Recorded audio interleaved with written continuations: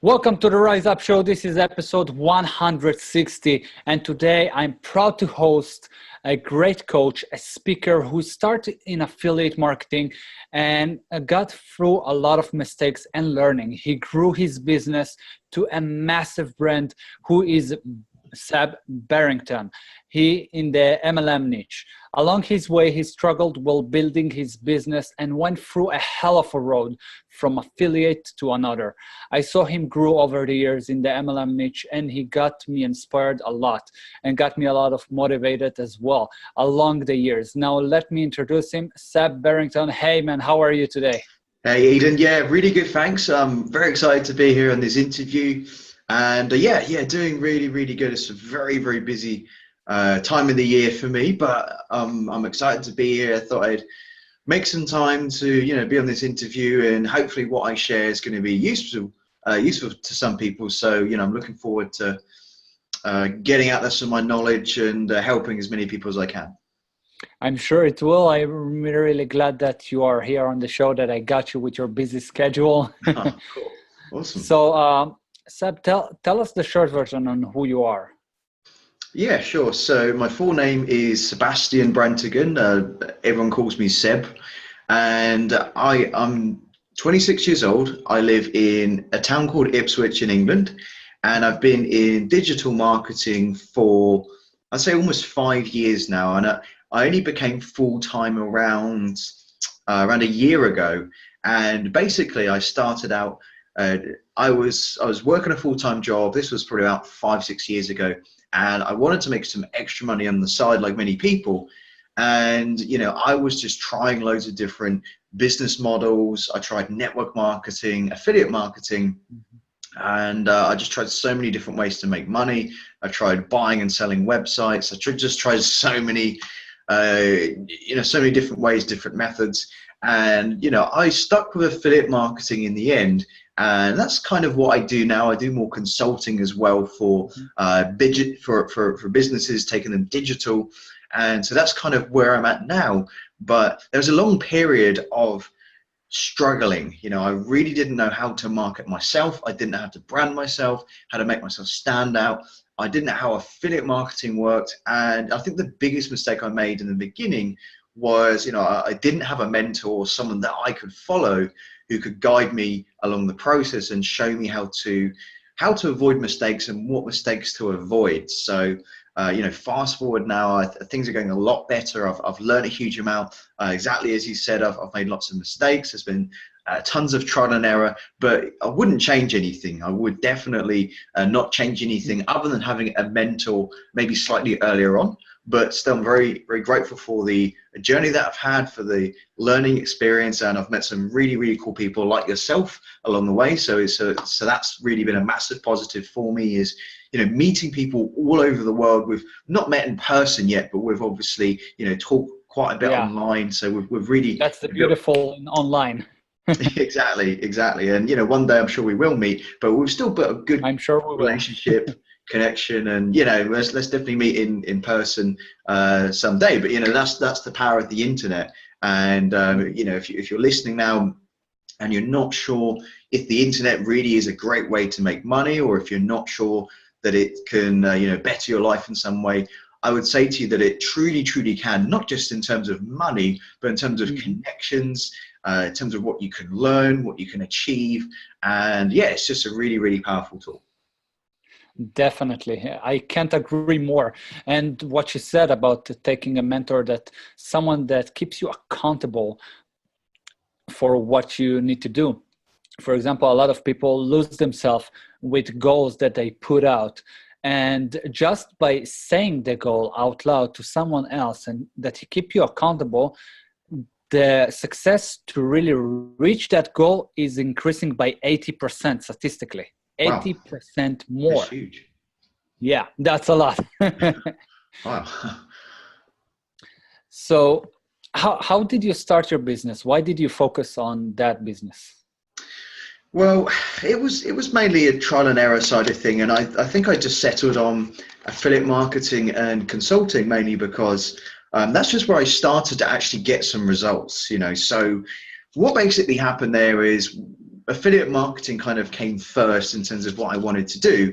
And what basically happened was I was doing lots on social media. I was just mainly documenting my journey, and I started to recommend products and services on social media. So I recommended tools like ClickFunnels, Aweber, and all of these different tools that you need if you want to become a successful digital marketer.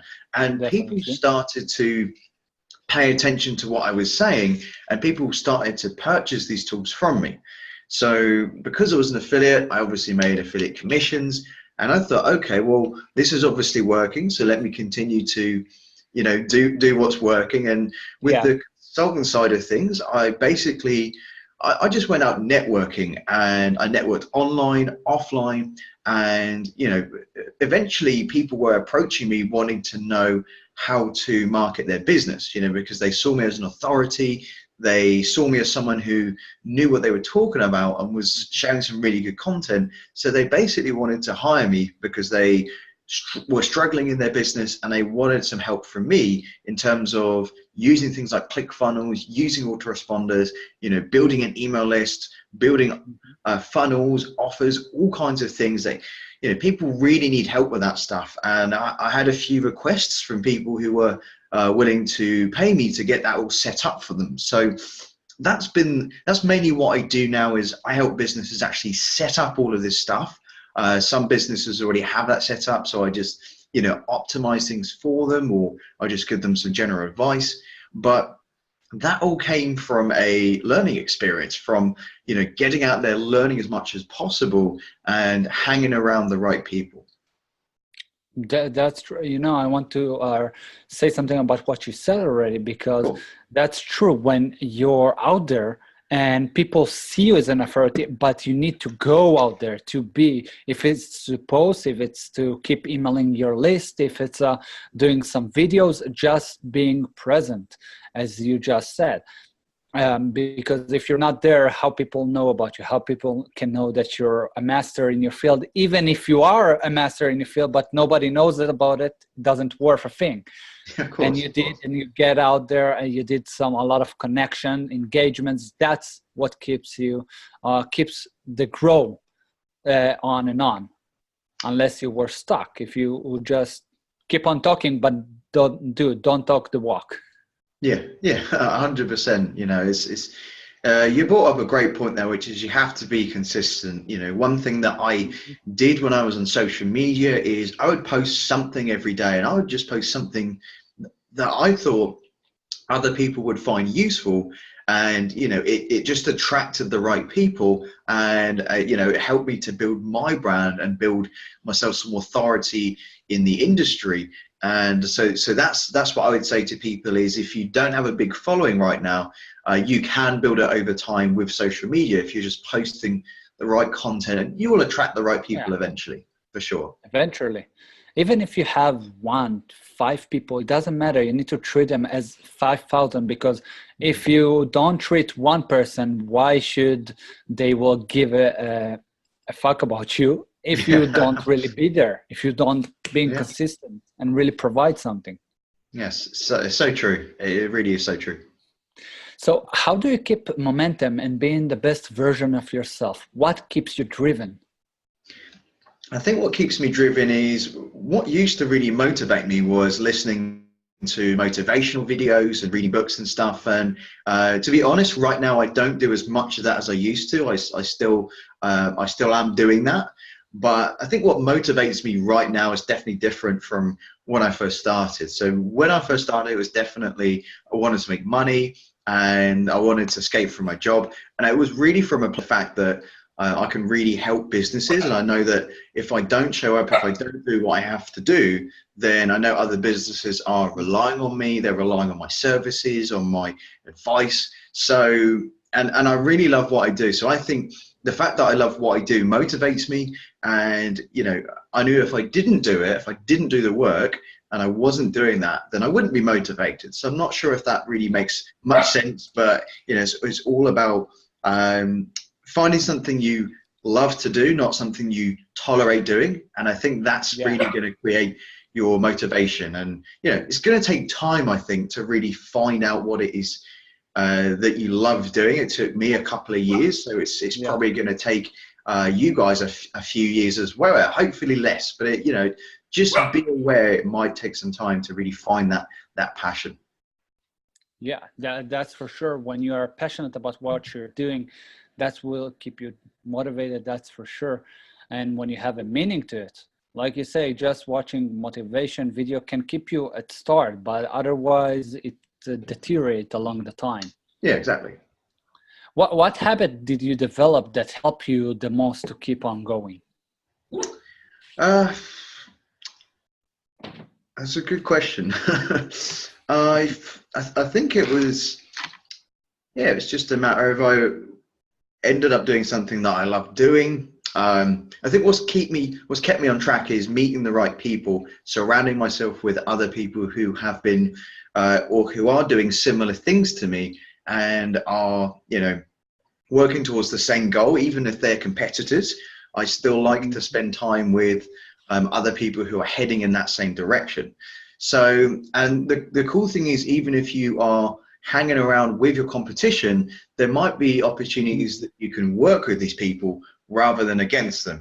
I know people who I'm actually good friends with, and we're actually direct competition, but I'm actually talking with someone who is a competitor of mine. We've got kind of the same audience, and we're hoping to set up like a joint venture this year so we can both maximize each other's audiences. So I don't know what that will be yet, so we're going to work that out, but you can definitely collaborate with lots of different people in your industry. So a good tip that I can give is find people you can collaborate with, and if you can't collaborate with them, at least go for coffee with them, or at least stay in touch with them, meet up with them every now and then, because I think that's really going to keep you on track, and that's going to remind you of what's important, especially when things get difficult. So, hang around the right people. I would totally say that. True.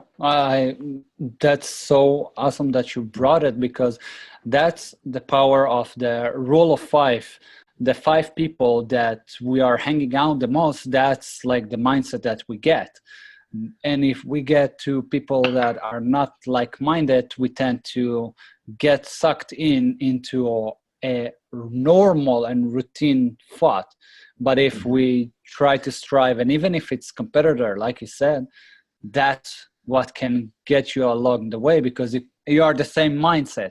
Even if you're a competitor, it doesn't mind. Like you said, you're just find it out as a joint venture. That's awesome. Cool. Yeah, exactly. Just be creative with your network. There's always opportunities there that you can create, or that other people might create for you, but that's not going to happen unless you hang around the right people. And I've got a good friend who's a very good networker, and he's really grown his business. It's a guy called Minesh. He's a really cool guy. He's very easy to get on with, and he's pretty much built his whole business from networking. Like, he doesn't do any online stuff. He doesn't have any funnels. I don't even think he's got a website, or he might have a website right now, but he's not had one for like most of his business career. And he's just literally built his business just from networking, talking to the right people. He's also in network marketing as well. So obviously a big part of network marketing is the network side of things. And he does that very, very well. So he'll network and find some big players for his business who will then go out and network with, or they'll find their network, and they'll just basically help him to grow his business. And so that's his real strategy. That's his focus. And so I think that's some living proof that just by knowing the right people, you can really do some cool things in life, grow a big business. And you know what? He goes to some really cool events. Like, he goes to a load of invite-only events. He went to Richard Branson's event. Just nice. loads of really cool events, like events that very, very few people would be invited to. So, and that's just from him knowing the right people and being great at networking. So I think that's a really, really cool thing that people forget about is just networking and doing that as much as you can. Yeah, because that's the way to grow, to keep on connecting. Because who knows, you may be stumbled with one that is a big shot, and it can help you elevate what you are doing right now. And that's also the way to build yourself, when you build your community around it, and not just hanging around, put ads all over the place, wasting money, like shit, and that doesn't take you to the place you want to. No, no, exactly. I've done that before, and yeah, it's been difficult. So, and I've managed to get a lot of business from doing referrals and stuff. So, you know, again, that comes back to the networking aspect. I've been out networking, and I just happened to have, you know, got lucky, but that was because I was networking. So, that's how that's happened. Yeah, we all done that mistakes. Put thousands on ads and doesn't work. Yeah, exactly. So. Yeah, it's good when you have a community. It's good when you're building yourself and you have authority in the field. Yeah, but at start, it won't do a lot to impact. No, exactly. Like keep it simple, keep it duplicatable. You know, I like to use simple strategies because the simple ones always work the best. You know, so definitely that's my focus with many things, really. Simple is the best answer. Absolutely. So what was the biggest struggle you experienced and how did you overcome it? So the biggest struggle for me, to be honest, was time management, because I came from an employee background and they never teach you how to manage your time in school or even in a job. Like you're just not really taught time management strategies. And I was in a local government job, so there wasn't really much urgency on what I was doing. There are some deadlines, I guess, but there was no real urgency. Like there's no urgency in that compared to like running your own business. Like running your business versus being an employee, it's definitely two different types of energy. And so if you could figure out how to run a business in a few hours per day whilst on the side, then I think you can do really, really well. Now that said, there will be days where you have to have a long day. There are days where you're going to put in many hours, but it depends what your focus is. So are you putting in the hours for income producing activities? Like, are you generating leads? Are you talking to leads and getting them into your business? Are you know, what are you doing with your time? And, you know, are you planning your days as well? So you have to really think about, especially if you're someone who's very limited with your time, you have to be thinking about, okay, so I've got 2 hours today to build my own business. What am I going to do with those 2 hours? Rather than getting to those 2 hours and then figuring out what to do, you know, you might have to really plan and schedule your time as much as possible to make the most of it. I love what you said right now. Planning the time, that's the best thing to do. Time management is a problem that we all came across when we start an online field or a business, because you become your own boss and then you don't know what to do with your time because you never taught how to manage your time at any job, in the school, like you said. And the good thing, like you said, planning ahead. If it's a week ahead, or at least when you go to sleep, plan 5 minutes ahead. What are you going to do tomorrow? Yeah, because that's true. Sometimes we have work at the same time, and that's okay. I have people that have this job right now. It's okay. See, like you said, 2 hours a day you have, 3 hours a day. See what you can do with those 3 hours, 2 hours. Of course. Yeah, you just got to get creative. And I think if you've got loads and loads and loads of time, then it's not necessarily a good thing, because you're just going to waste it because you just got loads. So, you know, the more disciplined you are with your time and with your money as well, like if you're short of money, it's the same situation. If you've got loads and loads of money, then you're more likely to not use it wisely. So this is why people who come into the online marketing industry, who have lots of resources, actually fail, because there's no urgency. They've got loads of time, they've got loads of money. It doesn't matter if they fail, because they've just got loads more and they can just keep putting stuff in, and you know, they're not really getting to the root of the reason why they're not succeeding. So, you know, having loads of time, loads of money. What is your biggest struggle your audience experience? So I think the biggest struggle my audience has experienced is, I think definitely I've been targeting the wrong audience in the past. So, you know, when I first started creating content, I wasn't very clear who I was creating content for. So, you know, I was attracting the wrong people and all that good stuff. And so I think I had to, you know, very early on, I had to get very clear who I was attracting, who I started to work with. And it's the same with any new businesses that I've taken on, especially more recently, I've made it very clear what my expectations are, and I want to know their expectations. So a lot of it's going to be managing expectations, especially when you take on a client or you take on a customer. You need to tell them your expectations and you need to know theirs. And sometimes they might change your expectations along the way, but if you know from the start, if both your expectations are similar and you know that you're both a good fit for each other, then you shouldn't have too many problems. So that would be my advice, definitely. Nice. That's also apply for relationship. When you're building a relationship with your spouse, you need to know the expectation the same. So I love how you put it, because targeting is everything. If you don't target the right audience and you don't know who you're targeting for, you are shooting in the dark. Yeah, exactly. It's just so important, but so many people forget about this stuff, and it's something that I've definitely forgotten about along the way. But it's one of those things you have to do is, you have to really remind yourselves of the basics. When things aren't working, go back to basics, and oftentimes you'll find the solution right there in the basics. Mm-hmm. Damn right. Love it. Awesome. Can you share with us some inspiring moment you have with a client? So I think some of the most inspiring moments would be when I've helped a client to, because I've worked a lot in the events business, so I've helped clients to fill up their events, and I'm working with a client right now. He's got a big event this weekend, so there's a lot of pressure to get some exposure and help them to sell more tickets. So I think it's definitely when I've helped my clients to get some good results, such as help them to fill the room or help them to reduce how much they're paying in Facebook ads. So I think those are the biggest moments for me. And what that tends to do is it tends to keep them coming back and asking for more. So, if you provide a great service and you can get people results, then people are always going to come back for more every single time, because you're just going to pay for yourself. So they'd be stupid not to come back to you to keep getting those same results. Yeah, because you're providing value. They know they can get more, so of course they will come again and again.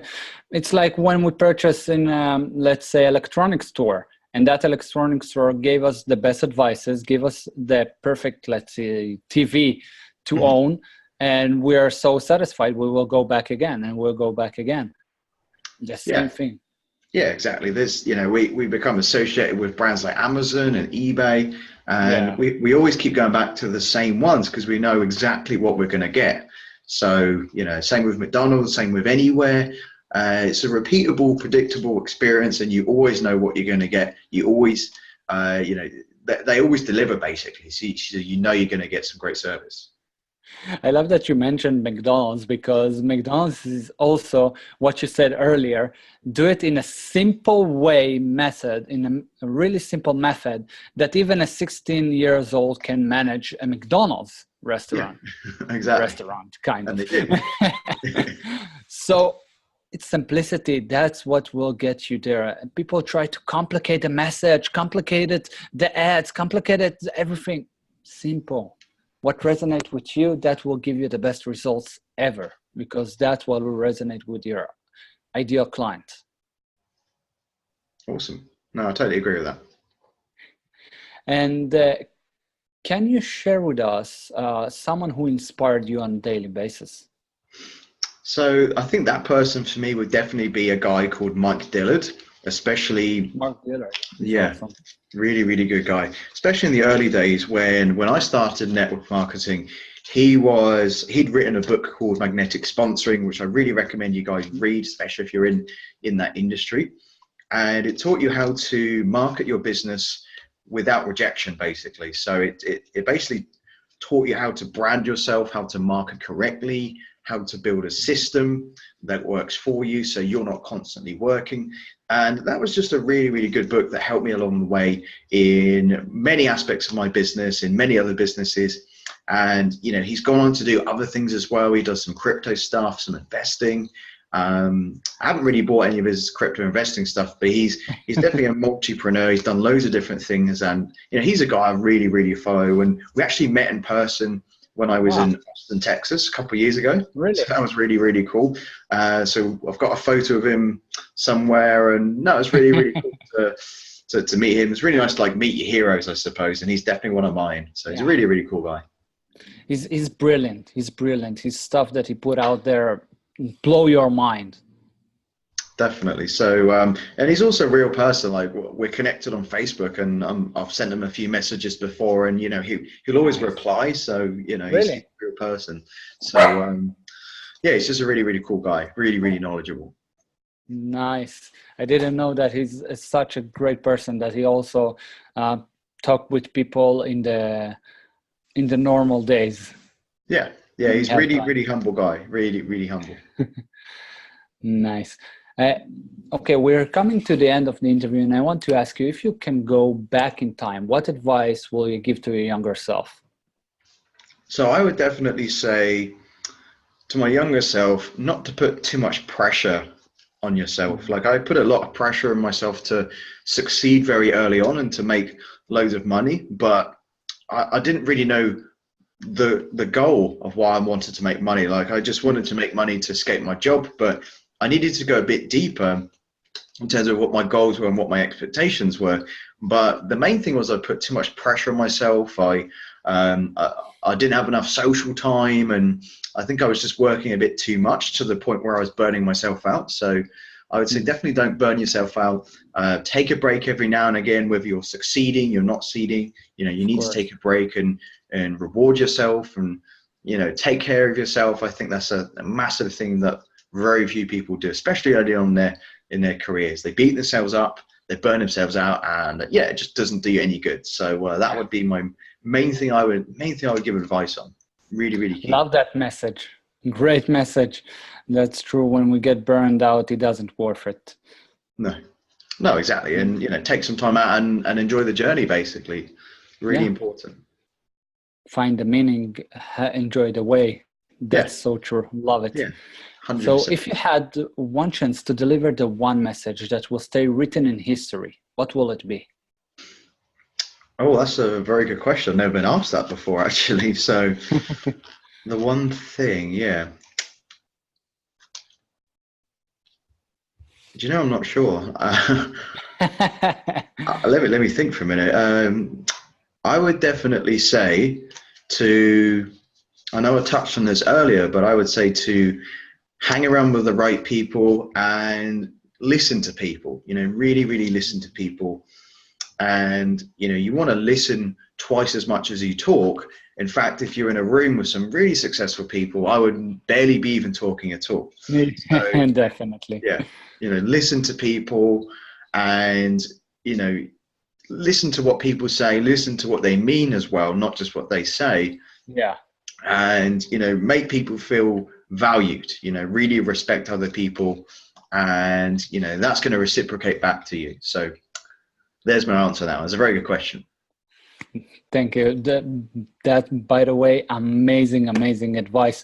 That's so true, because a lot of people, especially when they're trying to say, they push, but instead take a step back, listen people.